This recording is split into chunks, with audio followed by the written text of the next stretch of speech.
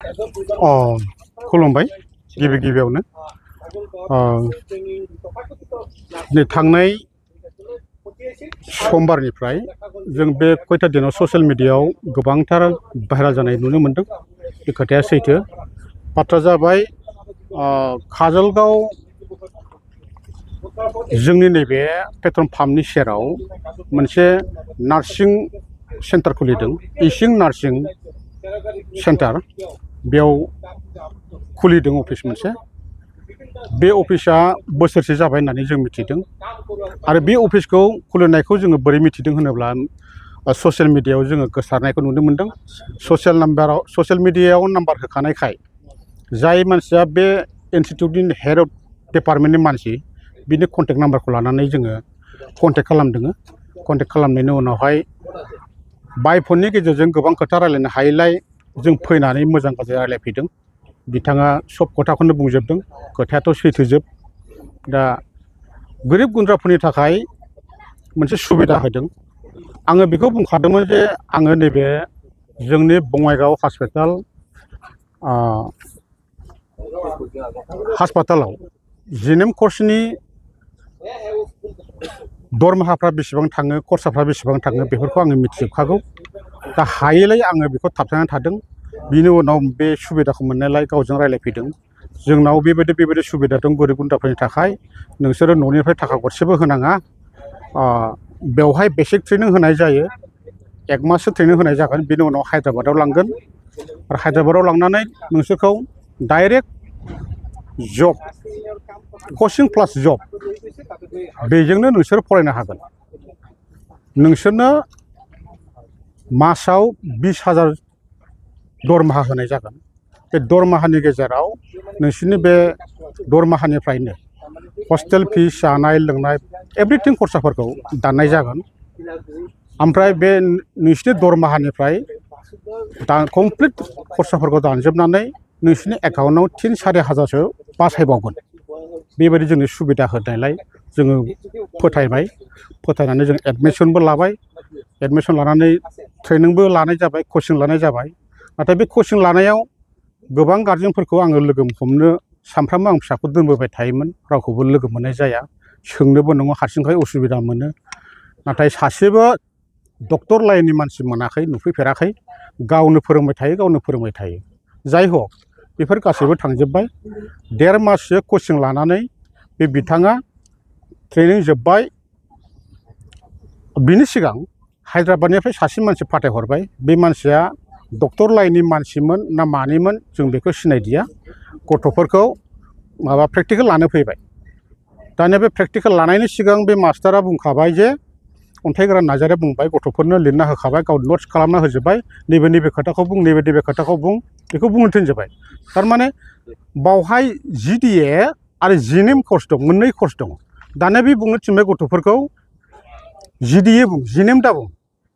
ओमफ्राय नोंसिनि कर्सआ बेसेबां जाखो होनोब्ला 6 मास बुं। 6 मास बुं जाबाय। 6 मासथ' लायाखै, 1.5 मासल' लादों। दा नैबेहाय जोङो गिनाय एसे संखिनाय फैखादोंमोन आरोखि। जाय हक बेफोरखौ जोङो गार्जेन मिटबो खालामनाय जायाखिसै नालाय। गार्जेनफोरखौ लानानै जोङो बोरैबा मोजां जायो बेफोरखौ सानलायनोबो बेयो सम होआखै जोंखौ। दा बिनि गेजेराव ट्रेनिंआ जोब्बाय। थांनानै नैबे एप्रिल मासनि 25 तारिखआव बेलासिनि 3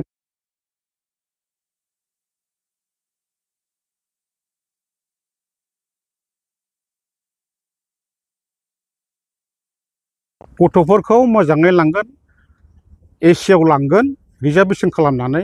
हिनजावसा मानसिफोरखौ मोजाङै लाङाब्ला खस्थ' मोनो होननानै गावनो बुंखानायमोन। 2,500 थाखा लानायमोन। दानिया बियो मा खालामो, जोङो जेब्लानोखि गारिया फैबाय, थिखोनो नागिरबाय, जेनेरेल डाब्बा इउस मानसि। दानिया जों बाहायसो गावखौ बुंनाय जादोंमोन, मानो रिजार्भेसन खालामाखै? नोंथ' रिजार्भेसन खालामनो थाखाय एसियाव दानो होननानै नों फैसा लानाय जादोंमोन। दिनै मा खालामखो? गथ'फोरखौ बोरै एथ' खस्थ'जों नों बोरै लांनो नागिरखो? जेबो नङा, दा सेटिं जालांगोन, दा ससेल' बियो होननानै बेबायदि बुंबाय आरोखि बे। ओमफ्राय जोंबो थिखोना हरनानै गारियाबोथ' गोबाव सम थाया, खारलांजासे जोङो मोखां सोम सोम थानानैल' थाबाय, फैबायल'। जेबो सावरायनाय जादिया गार्जेनफोरजों। खालि साबेसेसो थांग्राफोरखौ जेनेबा स्टुडेन्टफोरखौ लाङामोन? 31 जन, 31 मेम्बारफोरखौ बियो लांनानै थांदों। बबे जायगायाव लाङामोन? बियो डाइरेक्ट हायद्राबाद होननानै लांबाय।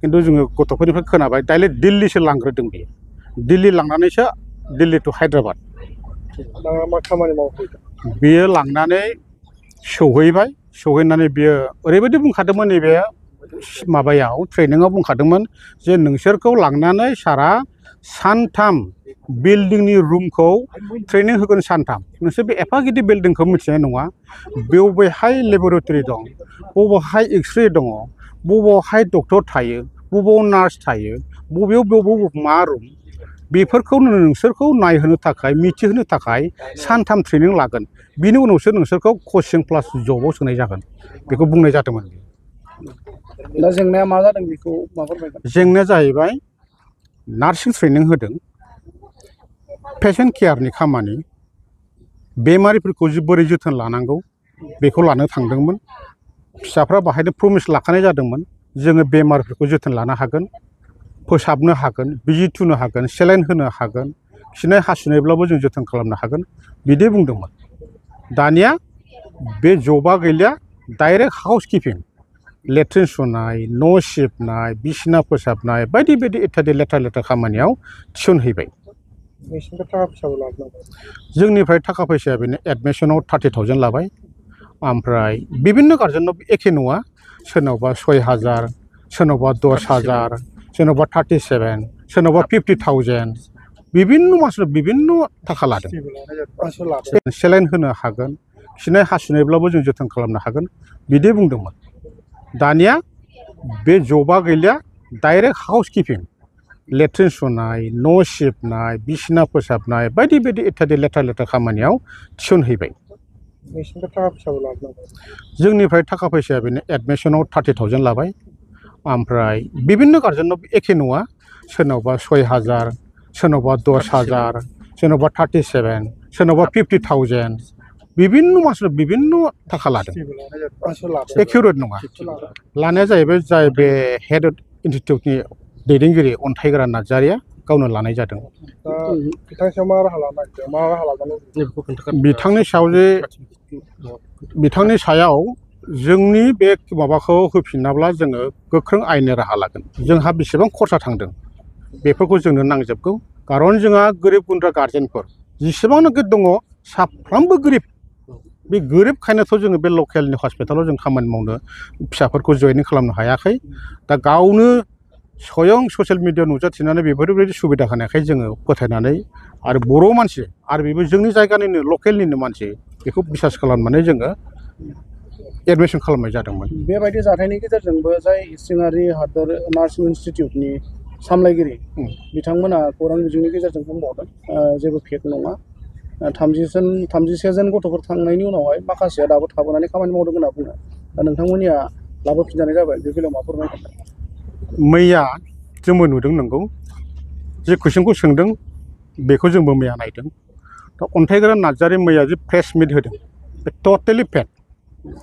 टटेलि नंखाय बियो गावनि दायखौ बोरै बासायनो थाखाय सानैसो गार्जेनफोरखौ कचिं होनानै हजोंनि गथ'फोरखौ सानैसो गार्जेनखौ प्रेसार हरनानै बेबायदि बुंहोदों खिन्थु टटेलि नंखाय जाय गथ'फोर थाबोदों बे गथ'फोरनाव जोङो सोंखादोंमोन जाहाथे फंबाय दङ जे नोंसोरो थांगोन ना थाङा थांगौमोन आंकोलमोन खिन्थु जोंहा फैसा थाखा गैया थांफिननो गोसोमोन दा जोङो थाखा दाहार लानानै फैदों सोरबा माबा माबि फानना फैदों जों बेखौ बोरै हैफिनगोन दा मामि बाबायाबो थाखा थाइसेबो हरनो हायाखै जों बोरै थांफिनबावनो खिन्थु थांनोलाय गोसोमोन बे खोथाखौ बिसोरो बुंदों आरो बिनि मैयानि प्रेस मिटनि गेजेरजों अन्थाइगोरा नार्जारिनि सोलो बाहायनायबो जानो हागौ सासे गार्जेना बुंदों गार्जेन बिथां आं नोंथांखौ थांखिनानै बुङो जाय बिथाङा जिबायदि खोथा बुंदों नोंथाङा थांदोंमोन नामा हायद्राबादाव नोंनि नोंसाजोखौ सोंहैदोंमोन नामा सोंहैया हौवा नों मालायनि खोथा लानानै एफा गोसा नों बोरै बे खोथाखौ बुंनो हानाय सोर पावार होयो नों हायद्राबादाव सोर थाङा जों थांदों जों थांनानै प्रेक्टिकेल थांनानै मिथिदों माबायदि जायगा माबायदि दोनहैदों नोंसाजोखौ जोंनि फिसाफोरखौ बबे जायगायाव लखबहैनानै दोनदों डास्टबिनाव आरो नोंसाजोफ्रा फैनो आफसोसमोन नोंथांमोना गार्जेनफ्रा